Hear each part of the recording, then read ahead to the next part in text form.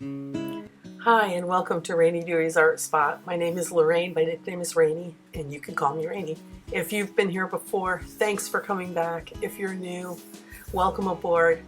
In this YouTube channel, I'm sharing my art journey with you, and I'm hoping that I can inspire you to try and enjoy creativity the way I do. In this video, I'm tackling roses. I absolutely love roses. I've never been able to successfully paint them, but this season I have some beautiful roses in my garden. They're knockout roses, so from what I understand, those are pretty easy to grow. So I've got some, and I took a few pictures of them. So this video is me trying to paint a rose. And they are just so beautiful. They captivate me. So what I did at the very beginning, of course, you try to do a sketch. You want to have a sense of how the petals lay and where the highlights are. And so I printed a copy of the photograph that I took. Of course, I have the roses right outside, and I can't emphasize how helpful that is to have your source. Not just as a photo reference, because they will wilt if it takes too long to paint them, but because you can go out and really look at them and study them and get a sense of it. So I have to say that is very helpful. And so in this video, I was going to try to do something new. I wanted to have a very strong underpainting, so that when I went over the top with the next layer of paint,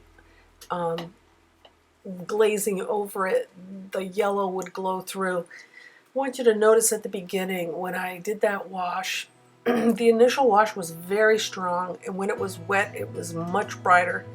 So that is one of the properties of watercolor that you need to be aware of, is that your colors will dry lighter, sometimes significantly lighter than when you first applied them. So once they're dry, you're gonna, take a recoil and say, hey, what happened? And so what I'm doing here is I started off with a light yellow underpainting, and I let the whole thing dry. You'll notice that I taped my paper down to a rigid board. The reason you want to do that is if you don't, your watercolor paper will buckle and ripple. And so what happens is when you get your paper wet, it will ripple a little bit even when it's taped down, but once it dries, it settles back down and it will be flat. So I'm continuing to build layers. I start with the yellow, and then I went over the yellow and the rose with this beautiful quinacridone magenta. Oh my gosh, such a beautiful bright color. And to the quinacridone magenta, I added some transparent pyrrole orange. Sometimes I mix those two colors on my palette and then applied them to the petals, and then sometimes I glazed over each one individually. So try different techniques when you're trying to learn something new. My biggest bit of advice is try not to be afraid. We have these pressures that we put on ourselves when we paint or when we're trying something new, and it's almost like, I think at times I didn't give myself permission to just learn and try, and everything had this pressure of being this masterpiece. And for one thing, it takes the fun out of it, and the other thing, it prevents you from having the luxury of learning. And anything that we do takes practice. So let me get back to just a little discussion about what's happening on the screen with the roses. I did apply some masking fluid to try to save some of the stems so I could do some sweeping washes. And then once the masking fluid was dry and I was finished doing my washes, I pulled the masking fluid off. Now, I did discover as I got into this painting that I didn't take enough time or precision when I applied the masking fluid, and I lost all sense of the background, and my pencil guide, I was lost. So I ended up struggling putting the background together, and oh man, I went over and over and rubbed and scrubbed, and I didn't want to quit on it because I felt like I had this milestone with the painting the rose, so I didn't want to quit on it, so I kept after it.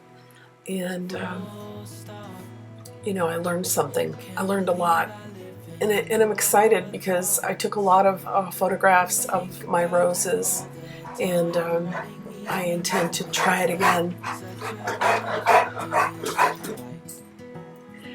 That was Tucker. We've got fireworks going on around the neighborhood. It's July 2nd, and he just gets so dang excited. So back to the roses. I'm trying to work the background there by adding a little bit of the colors from the rose, just to give this piece a little bit of unity. As you can see here, I'm trying to emphasize some of the creases of the roses where the roses overlap and the values a little darker. And then I did a clear water wash because I'm gonna try to soften those highlights on the edge of the petals so they aren't quite so harsh. Anyway, I just keep going over with washes and scrubbing and layering, and I'm gonna let you finish watching. If you've made it this far, I appreciate it, and I know a lot of people don't make it this far, and heck, if I had it full the full length, this whole painting probably did take me I'd say probably an hour and a half or more.